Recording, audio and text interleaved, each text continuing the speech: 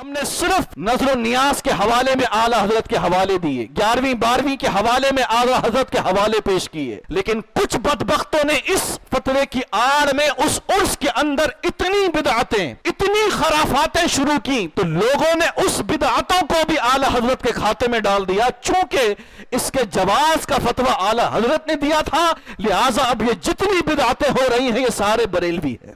یہ چند مجاوروں نے، چند سجادہ نشینوں نے، چند جاہل پیروں نے اپنی پیری مریدی چمکانے کے لیے اعلی حضرت کا ڈھال بنا کر انہوں نے صرف سوائے دھندے کے اور کچھ نہیں کیا، اور یہ اعلی حضرت کے اور ہم سب بریلویوں کے کھاتے میں ڈالا گیا۔ اور اس کے اندر مہنگی مہنگی چادریں ڈھول باجوں کے ساتھ لے کے جانا اب ہمارے لیے ایک باقاعدہ شعار بن گیا ہے۔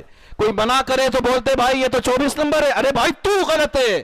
یہ چادر کے پیسے کسی طالب علم کو دے، جب تک وہ پڑھتا رہے گا صاحب مزار کے لیے سارے ثواب کر، تجھے بھی ثواب صاحب مزار کا، تجھے اصل میں فیض بھی نصیب ہو۔ اور میں جیسا کہ عرض کر رہا تھا کہ ہمارے امام کو ہم نے فقط چند چیزوں تک محدود رکھے، اور ہم نے چند چیزوں کے لیے ہی ہم نے ان کا تعارف کرایا، اور اس کا نتیجہ کیا نکلا میں آپ کو بتاؤں۔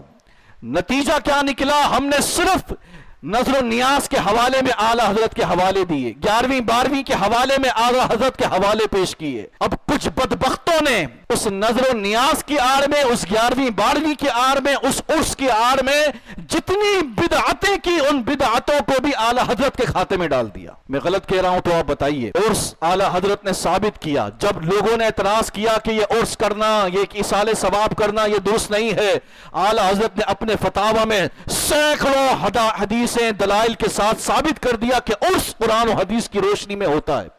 لیکن کچھ بدبختوں نے اس فتوے کی آڑ میں اس عرس کے اندر اتنی بدعتیں، اتنی خرافاتیں شروع کی تو لوگوں نے اس بدعتوں کو بھی اعلی حضرت کے کھاتے میں ڈال دیا۔ چونکہ اس کے جواز کا فتویٰ اعلی حضرت نے دیا تھا، لہٰذا اب یہ جتنی بدعتیں ہو رہی ہیں یہ سارے بریلوی ہیں۔ ایسا ہی ہے، جبکہ عرس پر جتنی بدعتیں ہوتی ہیں اعلی حضرت نے ایک ایک کر کے سب کا رد فرمایا ہے، اس کا ہم نے کہیں ذکر نہیں کیا، لوگوں کو نہیں بتایا۔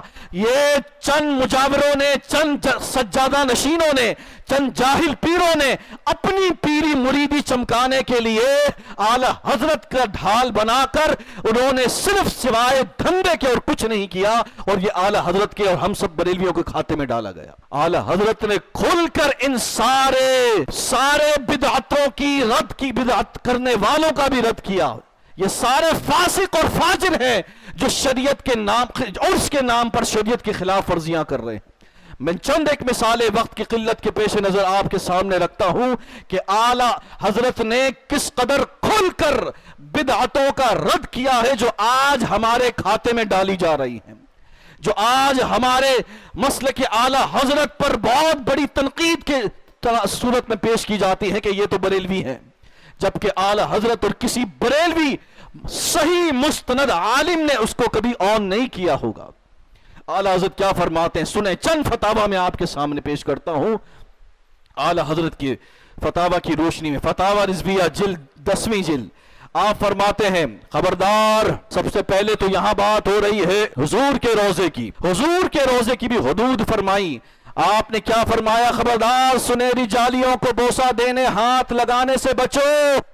حضور کے روزے کی سنہری جالیاں، اب تو باڑ لگ گئی ہے، پہلے تو لوگ چھوتے تھے، اندر آنکھیں اور جھک کر آنکھیں ڈال کر دیکھ رہے ہوتے۔ اعلیٰ حضرت نے فرمایا یہ بھی بے ادبی ہے کہ حضور کے، ہماری یہاں حیثیت کیا ہے کہ حضور کی سنہری جالیوں کو ہم چومیں، بوسہ دیں، اندر سوراخوں کے اندر جھانکیں، ہماری حیثیت ہی کیا ہے؟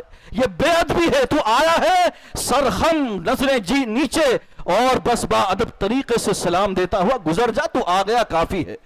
کئی اولیاء کو ہم نے دیکھا حضور کے روزے پر ہیں لیکن سنہری جالیوں پر حاضری کی ہمت نہیں ہے، قدموں میں بیٹھے ہیں، وہیں رونا دھونا چل رہا ہے۔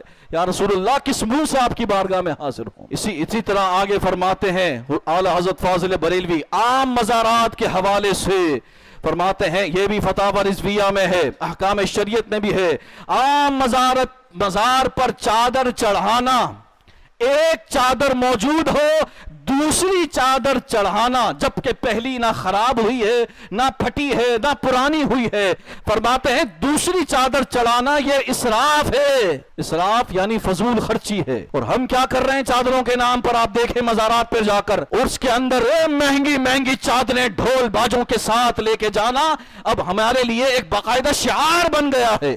کوئی منع کرے تو بولتے بھائی یہ تو 24 نمبر ہے۔ ارے بھائی تو غلط ہے۔ اعلی حضرت کا فتویٰ یہ ہے کہ ایک چادر ہے، اب دوسری چادر اسراف ہے۔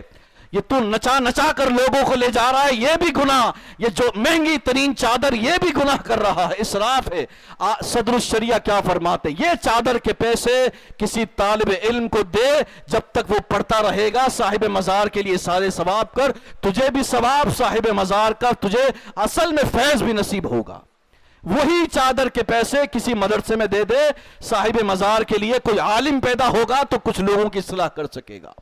اسی طرح ایک اور مثال، عرس کے موقع پر خاص طور پر ناچ گانا، اور اس ناچ گانے کو ہم نے دھمال کا نام دیا ہوا ہے۔ باقاعدہ ڈھول بجا بجا کر ناچ گانے گا گا کر اس ناچ گانے کو بھی ہم نے ایک لبادہ اڑا کر ہم نے وجد کی کیفیت اور دھمال کی کیفیت، اور یہ سب حرام ہے۔